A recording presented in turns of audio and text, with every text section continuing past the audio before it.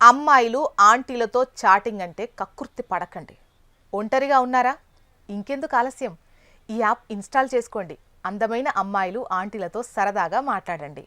మీ రంగు రూపంతో మాకు పని లేదు అంటూ సోషల్ మీడియాలో ఇబ్బడి ముబ్బడిగా కనిపిస్తున్న ఈ యాడ్స్ వెనుక ఉన్నది తీయటి మాటలు కాదు, నిలువునా దోచేసే సైబర్ కేటుగాళ్ల ఉచ్చు. సోషల్ మీడియా వేదికగా సాగుతున్న అశ్లీల ప్రకటనలు, హనీ ట్రాప్ ఉచ్చుపై పోలీస్ కమిషనర్ వీసీ సజ్జనార్ మరోసారి హెచ్చరించారు. ముఖ్యంగా యువతను, ఒంటరిగా ఉన్నవారిని లక్ష్యంగా చేసుకుని సైబర్ నేరగాళ్లు విసురుతున్నటువంటి ఈ డిజిటల్ వల పట్ల అప్రమత్తంగా ఉండాలని కోరారు. ఆకర్షణీయమైన అమ్మాయిలు ఆంటీలతో సరదాగా మాట్లాడొచ్చంటూ వచ్చే ప్రకటనల వెనుక ఉన్నది తీయటి మాటలు కాదు, మిమ్మల్ని నిలువునా దోచేసే కుట్ర అని స్పష్టం చేశారు. ఈ ప్రకటనల్లో కనిపించే దృశ్యాలన్నీ వాస్తవం కాదు, అవి కృత్రిమ మేధ సాయంతో సృష్టించిన నకిలీ వీడియోలు.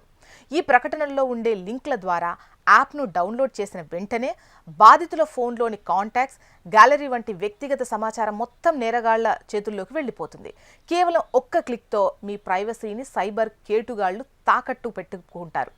వీడియో కాల్స్ ద్వారా సాగే సెక్స్టార్షన్ మోసాల గురించి ఆయన వివరణాత్మకంగా హెచ్చరించారు. రాత్రి వేళల్లో ఈ యాప్స్ ద్వారా కాల్ చేసినప్పుడు అవతలి వైపు వారు న్యూడ్ వీడియోలను ప్లే చేస్తారు, బాధితుల ముఖాలను రికార్డ్ చేస్తారు.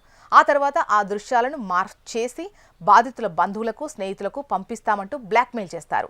పరువు పోతుందన్న భయంతో బాధితులు వారు అడిగినంత డబ్బిస్తూ ఆర్థికంగా చితికిపోతున్నారు.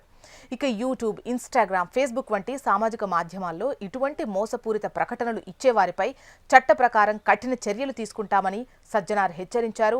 ఆన్లైన్ ప్రపంచంలో ఎవరూ ఊరికే స్నేహితులు కారు. ఆ ఆకర్షణ వెనుక మీ డబ్బు, గౌరవాన్ని కొల్లగొట్టే భారీ కుట్ర దాగి ఉంటుందని ప్రజలు గ్రహించాలని సూచించారు.